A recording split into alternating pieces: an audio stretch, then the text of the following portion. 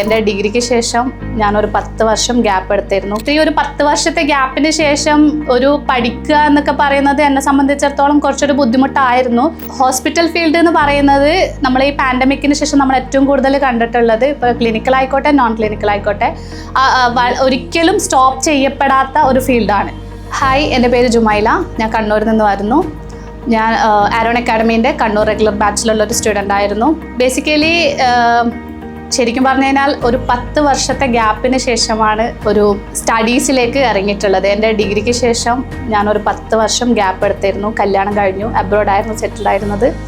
അതിനുശേഷം കുറേ നാൾ വെറുതെ ഇരുന്നു. പിന്നെ അതിനുശേഷം ചിന്തിച്ചു, വെറുതെ അവിടെ ഇരുന്നുകൊണ്ട് ഒരു കാര്യമില്ലല്ലോ, എന്തെങ്കിലും ഒന്ന് ജസ്റ്റ് ചെയ്യണം, പഠിക്കണം, അങ്ങനെയൊക്കെ തിങ്ക് ചെയ്തു. അവിടെയൊക്കെ വർക്ക് നോക്കിയായിരുന്നു.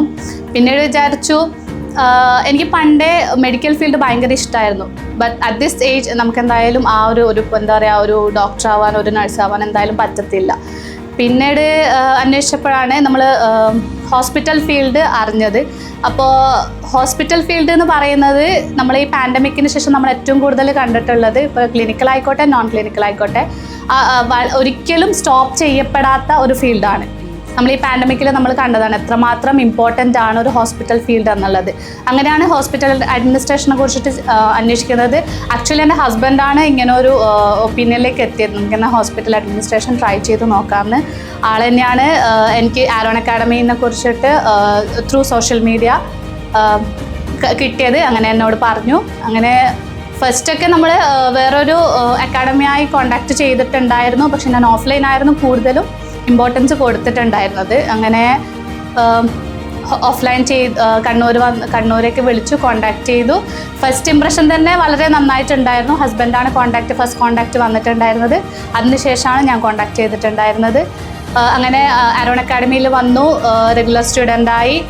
അപ്പോൾ ഇത്രയും ഒരു 10 വർഷത്തെ ഗ്യാപ്പിന് ശേഷം ഒരു പഠിക്കുക എന്നൊക്കെ പറയുന്നത് എന്നെ സംബന്ധിച്ചിടത്തോളം കുറച്ചൊരു ബുദ്ധിമുട്ടായിരുന്നു. പക്ഷേ എൻ്റെ ആരോൺ അക്കാഡമിയിലെ ടീച്ചേഴ്സ് ആയിക്കോട്ടെ, എൻ്റെ ഫെലോസ് ഒന്നിച്ച് പഠിക്കുന്ന സ്റ്റുഡൻസ് ആയിക്കോട്ടെ, നല്ല എന്താ പറയുക സപ്പോർട്ടായിരുന്നു എനിക്ക് തന്നിട്ടുണ്ടായിരുന്നത്. പേപ്പേഴ്സൊക്കെ, അതായത് സബ്ജക്ട്സൊക്കെ വളരെ ഈസി ആയിട്ട് എനിക്ക് മാനേജ് ചെയ്യാൻ പറ്റി വിത്ത് ദ ഹെൽപ്പ്, അവരുടെ ഹെൽപ്പ് കൊണ്ട്. സോ ഇപ്പോൾ ആരോൺ അക്കാഡമീൻ്റെ ത്രൂ ഞാനിപ്പോൾ ഒരു ഇൻറ്റേൺഷിപ്പ് ചെയ്തുകൊണ്ടിരിക്കുന്നു എൻ്റെ നാട്ടിലുള്ള ഒരു ഹോസ്പിറ്റലിൽ തന്നെ. So I am very lucky. Thank you.